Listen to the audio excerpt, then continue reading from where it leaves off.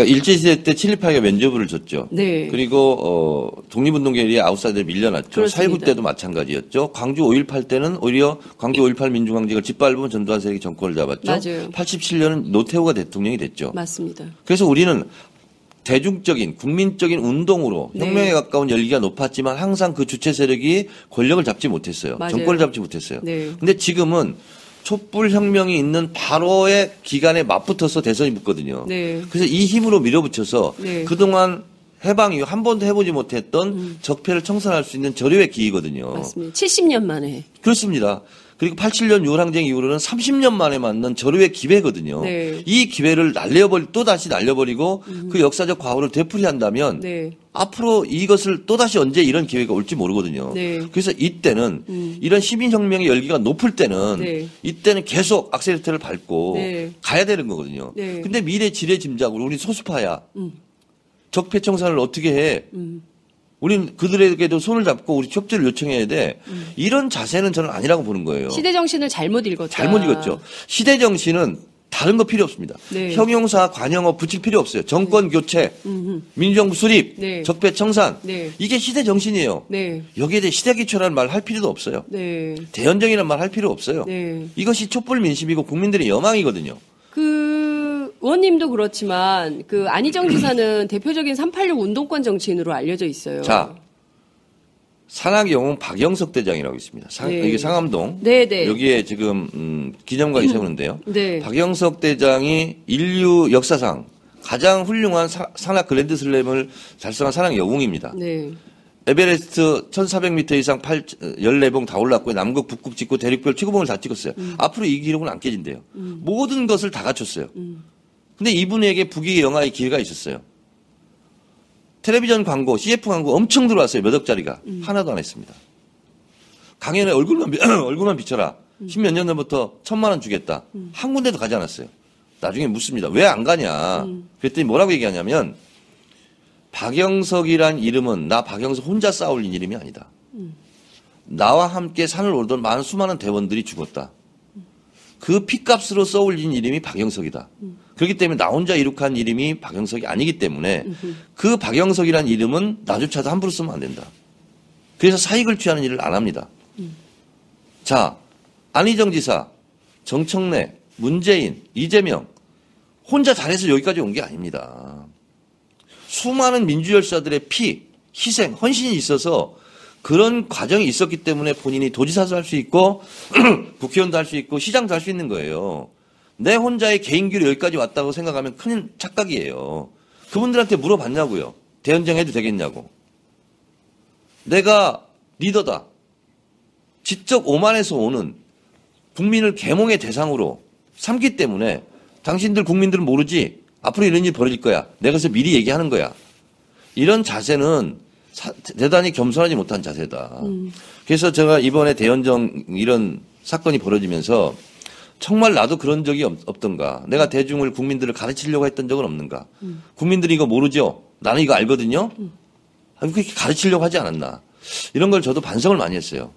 그래서 지금은 국민들을 내가 이렇게 자주오지 이끌고 가겠다 하는 생각을 버려야 되는 시대가 왔어요. 지금은 SNS 시대예요. 정보의 양이 똑같아요. 정보의 깊이도 똑같습니다. 네. 그러면 집단지성의 힘을 믿어야 되는 거예요. 나 혼자의 지식보다는 수많은 사람들이 합쳐진 지식이 훨씬 더 나보다 위에 있다라는 생각을 가져야 되는 거예요. 그래서 저는 이런 흐름을 읽지 못하는 것도 시대착오적이다. 이런 생각이 들고 네. 반기문 총장이 저는 귀국 기자회견 때 네. 정권 교체를 말할 수가 없잖아요. 네. 그래서 어쩔 수 없이 고육주책으로 정치 교체를 얘기했습니다. 그건 뭐냐면 정확하게 시대 정신에 부합하지 못하는 거거든요. 시대 정신에. 그런 사람들은 대통령이 될 수 없고 이렇게 중도 포기할 수밖에 없어요. 네. 지금의 시대 정신은 네. 정권 교체, 민주정부 수립, 거기에 잡티가 끼는 걸 원치 않습니다. 네. 그러니까요. 지금 그런 데에서 배신감은 없으십니까? 이제 있습니다. 386 정치인으로서 1987년 6월 항쟁 당시에 함께 어깨를 걸었던 동지 아니세요? 네, 그렇습니다. 지금 이 상황에 대해서는 배신감 같은 거 느낍니다. 저는 삼성 이재용 불구속에 대해서 네. 법원의 판단을 존중합시다. 네. 사드 배치 그거 어떻게 다시 고칩니까? 어쩔 수 없다. 어쩔 수 없다. 이런 말 할 때도 상당히 분노가 있었어요. 근데 저는 대선 후보로 나와서 뭐 표가 또 아쉬우니까 저렇게 얘기하겠지 하고 참아왔어요. 근데 대연정을 꺼내는 순간은 제가 아무리 정치적 손해가 있고 제 희생이 있다 할지라도 이건 아니다. 이거는 촛불을 들었던 국민들에게 너무나 큰 상처를 주는 것이다. 그래서 이것은 정의가 불의를 격퇴하는 차원에서 내가 말하지 않으면 내가 비겁한 사람이다. 나는 그런 생각을 했어요. 그래서 이것은 내가 누구를 선호하고 안 선호하고를 떠나서 네. 이걸 옳지 못하기 때문에 네. 제가 이것은 강력하게 말해야 되겠다. 그렇지 않다면 정청래가 정청래답지 않은 거다 하는 차원에서 제가 지금 말씀을 드리는 겁니다. 네. 그러니까 의원님이 비겁하지 않게 사니까 손해가 많아요. 네, 그렇습니다. 그리고 저보고 예, 또 무난하게 삼성할 수 있었는데. 무난하게 그냥 가만히 있어라. 네. 지금 그렇게 얘기해서 또 안희정 지지자들한테 또 욕먹는 거 아니냐. 저는 욕먹을 각오를 하고 얘기하는 거예요. 왜 옳지 못하기 때문에. 네. 욕먹을 각오, 미움받을 각오를 하고 할 말을 하는 네. 이 시대의 참 할 말인? 네. 그래서 정말 저는 다시 한번 말씀드리는데 안희정 지사께 간곡하게 이 사과해야 돼요. 제가 안희정 지사가? 호소합니다. 사과하세요. 사과하세요. 그리고 어줍지 않게 난 협치를 얘기했다. 자꾸 이렇게 변명하지 마세요. 지금 대연정 얘기를 꺼낸 것은 내가 솔직히 표 욕심이 좀 있었다. 내가 잘못된 것 같다. 라고 솔직하게 저는 사과해 줬으면 좋겠고 그 판을 저는 깔아주기 위해서 제가 장문의 글을 또 썼던 거예요. 정청래 의원 말 들어보니까 내가 미처 생각하지 못한 부분이 있었다. 살피지 못한 지점이 있었다. 솔직히 이 부분은 내가 실언한 것 같다. 잘못한 것 같다. 저는 이렇게 깨끗하게 남자답게 사과해 줬으면 좋겠어요. 네. 안 그러면 저는 계속 이거 문제를 삼을 거예요. 근데 지금 말씀 주신 대로 안희정 지사는 협치 차원이었다. 그리고 중도 보수 끌어안고 가지 않으면 대한민국 정치가 안 된다. 노무현 대통령 자꾸 말씀을 꺼내시는데 노무현 대통령 얘기를 하고 노무현 있죠. 대통령이 막판에 뭐라고 말씀하셨는지 알아요? 나는 내 생각만 하고 지지자들을 생각을 못했다. 네. 많은 지지자들과 국민께 상처를 줬다. 그 부분에 대해서 정중하게 사과한다. 이렇게 얘기한 바 있어요. 용기 있는. 네, 그렇습니다. 근데 왜 지금 대연정은 노무현 대통령의 꿈이었다. 노무현 대통령도 하려고 그랬고 노무현의 도전이었다. 네. 내가 노무현의 도전을 이어서 내가 지금 도전하고자 한다. 네. 그건 도전이 아니죠. 타협이죠. 타협이다. 그러니까 저는 그런 생각이 좀 드는 거예요. 그러니까 이게 지금 최순실 씨의 불법 재산을 찾다 보니까 박정희 전 대통령의 통치자금 얘기까지 나오는 거 아니겠어요? 그러니까 독일로 건너간 그 무수한 그 차명 계좌에 담겨 있는 그 재산이 최순실 씨가 유치원 해가지고 됐을까? 그 얘기는 유경재단 조금 이따 하고요. 네. 이런 거 얘기를 마무리하겠습니다. 네. 제가 박지원 대표의 제3지대는 네, 네. 제2의 3당야합이다. 계속 그렇습니다. 비판하고 하지 않았습니까? 예, 예. 그게 왜 그러냐면 네.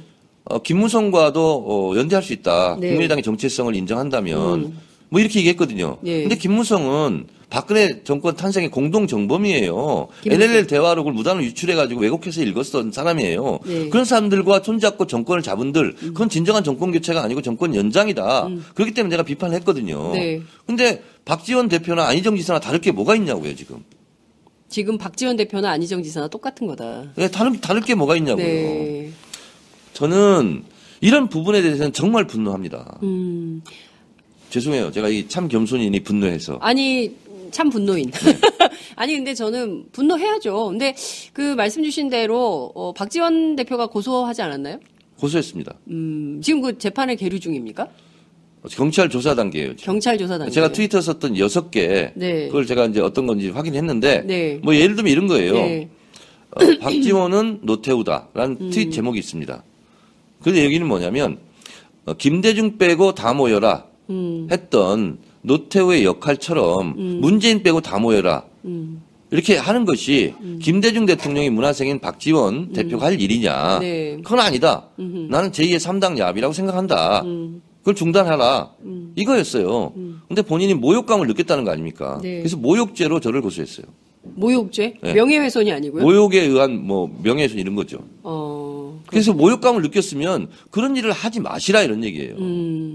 그 문제와 관련해서 사과해라 이런 요구도 했습니까? 박지원 대표가? 저한테 네. 그런 얘기를 한 적 없어요. 그냥 막바로 모욕죄로 네. 고발을 했어요? 네. 알겠습니다. 그러니까 법률 다시 다툼. 한번 말씀드리지만 저는 멈추지 않을 거예요. 대연장을 꺼낸 부분에 대해서 철회하거나 사과하지 않으면 네. 그걸 할 때까지 저는 계속 할 거거든요. 네, 대연정 철회나 사과 없으면 할 때까지 끝까지 계속 요구할 거예요. 요구할 거다. 예, 이런 말씀 좀 주셨습니다. 왜냐하면 네. 지금 국민들은 대연정을 위해서 촛불을 들었던 게 아니에요. 오히려 안 지사가 손을 내밀고 하려고 하는 그런 세력들을 청산하자고 지금 촛불을 들었지. 네. 그들과 손잡고 대연정하자고 촛불을 든 게 아니거든요. 그러니까요. 그래서 많은 분들이 야권의 지지자뿐만 아니라 이른바 중도보수 노선을 걷는 분들도 안희정 지사의 스탠스가 뭐지? 이런. 그리고 이제 또 다른 측면에서는 그런 지적도 나오더라고요. 저는 분명히 말씀드리지만 네. 이것이 본인이 자꾸 실수가 아니고 실현이 아니고 자기의 확신이고 신념이다 라는 식으로 계속 나오니까 네. 저는 더 큰 문제라고 생각해요. 이게 더 큰 문제다. 네. 차라리 실수였다라고 고백하면 더 나은데, 네, 나은데. 확신이고 신념이라고 하면 이거 어떡하냐. 그렇습니다. 그렇군요. 근데 지금의 여론조사 추이로 볼 때 안희정 지사의 추격이 아주 굉장히 맹추격을 하고 있고 결과적으로 맹추격은 아니고 네. 제가 봤을 때는 문재인 대표가 한 30% 정도 나오잖아요. 네. 무슨 25%나 이렇게 되면 맹추격일 수 있는데 네. 아직은 13, 14, 15 이 정도 되지 않습니까? 네. 아직도 더블숙하거든요. 2월 안에 20%를 넘을 가능성이 그럴 수도 높다고 있어요. 이해찬 전 총리가 그럴 수도 있는데 분석을 하셨거든요. 제가 봤을 때는 경선은 또 양상이 다르고요. 그리고 실제로 대연정 깃발을 본인이 네. 계속 제1의 깃발로 들고 네. 경선을 치를지는 모르겠어요. 근데 과연 대연정 깃발을 든 안희정 지사에게 네. 더불어민주당 선거인단들이 표를 얼마나 줄 수 있을까요? 저는 경선에서 깨진다. 그러니까 본인이 지금 이렇게 자신감 있고 이게 네. 확신이 든다면 대연정 깃발 들고 경선 치러야죠. 안희정 지사가 대연정 깃발을 들고 경선을 치러야 되는데 과연 대연정 깃발을 들고 경선을 치를지 의문이다. 그 두 번째. 정도까지 용기가 있을지는 모르겠어요.